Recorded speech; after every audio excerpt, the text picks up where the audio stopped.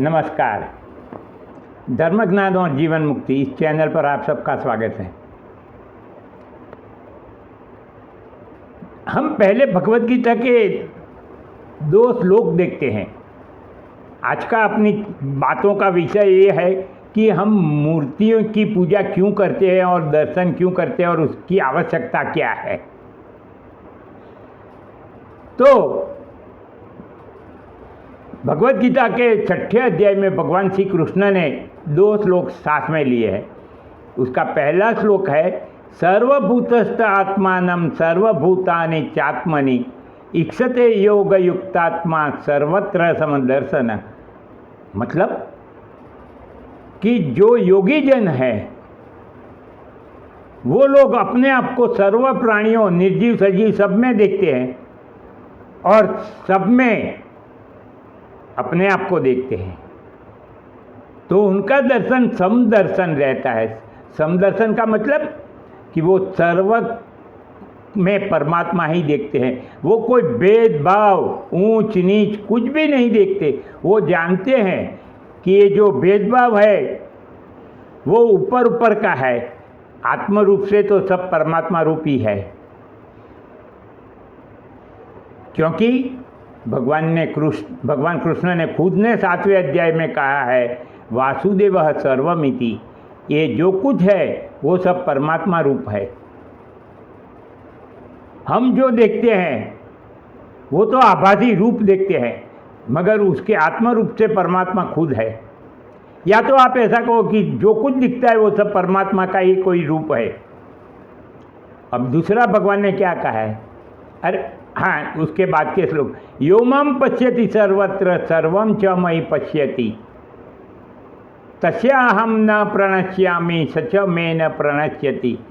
जो मुझे सर्वत्र देखता है, सर्व में देखता है, उससे मैं अदृश्य नहीं होता हूँ और वो मेरे से अदृश्य नहीं होता है। सीधी सी बात है कि जो सभी जगह और सर्व में परमात्मा देखता है, उसको तो सभी जगह परमात्मा दिखने वाले हैं। भगवान उससे अदृश्य हो ही कैसे सकते हैं, और भगवान से भी वो कैसे अदृश्य हो सकता है, क्योंकि वो खुद भगवान रूप बन गया है भगवान को देख देख के। अब ये बातें समझने में बहुत कठिन है आम आदमियों के लिए, और पर्टिकुलरली जो संसारी लोग हैं कि जिनके पर संसार की जवाबदारियाँ, जिम्मेवारियाँ निभाने का बोझ पड़ा हुआ है। वो लोगों के लिए इतना समय निकालना योग साधना के लिए बहुत कठिन है और हम आशा भी नहीं रख सकते। तो ऋषि मुनियों ने क्या सोचा कि मनुष्य को आध्यात्मिक मार्ग पर ले जाना है तो उसको अपना चित्त किसी में लगा रहे, इसलिए कुछ आवश्यकता की ज़रूरत है। तो मूर्ति की कल्पना की गई। भगवान की मूर्ति की कल्पना करके उसके अंदर भगवान है, वैसे ही भगवान कण कण में है, अणु अणु में है, ऐसा भाव रखने का, ऐसा ऋषि मुनियों का आशय था जब उन्होंने मूर्ति के अंदर भगवान को स्थापित किया और भगवान की पूजा और दर्शन शुरू किए। तो मेरा कहने का मतलब क्या है, आप समझ गए होंगे कि जो ब्रह्मज्ञानी है, जो आत्मज्ञानी है, जो जानते हैं कि परमात्मा सर्वत्र और सर्व में है, उनके लिए तो मूर्ति की पूजा या दर्शन आवश्यक नहीं है, क्योंकि उनको तो मूर्ति हो या ना हो सभी जगह परमात्मा दिखते ही हैं। मगर हमारे जैसे संसारी लोगों को मूर्ति की पूजा की आवश्यकता है। तो अब हमें क्या देखना है वो सोचते हैं कि जो लोग सिर्फ एंड सिर्फ भगवान की मूर्ति में ही भगवान को देखते हैं, मगर वो भगवान सर्वत्र है, सर्वव्यापी है, ऐसा नहीं जानते हैं, वो भक्ति और दर्शन करता है मगर उसको भगवान की भक्ति या दर्शन का पूर्ण लाभ नहीं मिलता है। क्योंकि उसको व्यवहार तो संसार में करना है। और शायद मान लो कि सबकी देख देख के वो भी बोलने लग जाए कि कण कण में परमात्मा है, मगर उसका किसी के प्रति आदर भाव, पूज्य भाव, श्रेष्ठ भाव या प्रेम भाव नहीं होता है। उसको प्राकृत भक्त कहते हैं, व्यवहारु भक्त। कि जो लोग भगवान से कुछ मिलेगा, भौतिक जगत का सुख शांति मिलेगी, धन संपत्ति मिलेगी, इस वजह से आते हैं, वो लोग परमात्मा की प्राप्ति के लिए नहीं आते हैं दर्शन करने। उनको मालूम ही नहीं है कि परमात्मा तो मेरे हृदय में भी है, मुझे प्राप्त करने की आवश्यकता भी नहीं है, मगर वो जानते भी नहीं हैं। तो वो लोग जो देखते हैं, जो सोचते हैं, ऐसी भौतिक वस्तुओं मांगने के लिए भगवान के पास आते हैं, भगवान का दर्शन करते हैं, अपने मन को संतुष्टि कर लेते हैं कि मैंने भगवान का दर्शन किया, भगवान की पूजा की। और ये भी नहीं जानते हैं कि ये सब वस्तुओं तो जो मुझे मिलेगी वो तो विनाशी विकारी मिलेगी, मगर अगर भगवान खुद मिल जाएंगे तो मुझे सब मिल जाएगा। और भगवान तो खुद अविनाशी अविकारी है, तो भगवान मिल गए तो सब कुछ मिल गया। तो जो लोग ऐसे हैं कि जो सिर्फ कुछ न कुछ लेने के लिए भगवान की मूर्ति का दर्शन करते हैं, मगर ये नहीं जानते कि भगवान सर्वत्र सर्वव्यापी है, वो लोग कहीं भी आदर भाव, पूज्य भाव, श्रेष्ठ भाव, प्रेम भाव नहीं रख सकते हैं। उनको तो जगत की वस्तुओं का ही आदर है, महत्व है। उसके बारे में मैं बाद में चर्चा करता हूँ एक प्रश्न के साथ लेके। तो अब से आप जब भी दर्शन करने जाओ, भगवान की पूजा करो, तब सिर्फ एंड सिर्फ मूर्ति में मत देखो भगवान को।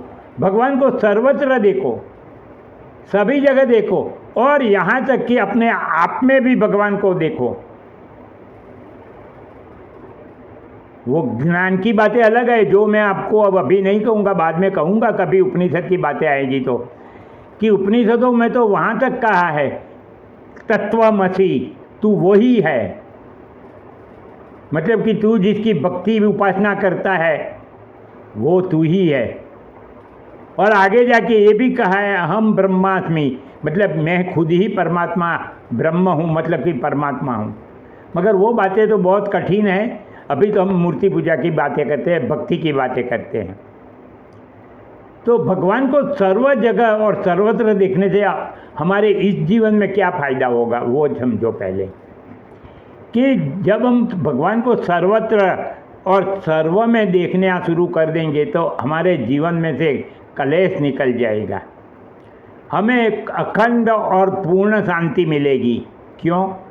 क्योंकि हम हर एक वस्तु में, हर एक घटना में, हर एक परिस्थिति में भगवान की इच्छा, भगवान की लीला देखते रहेंगे।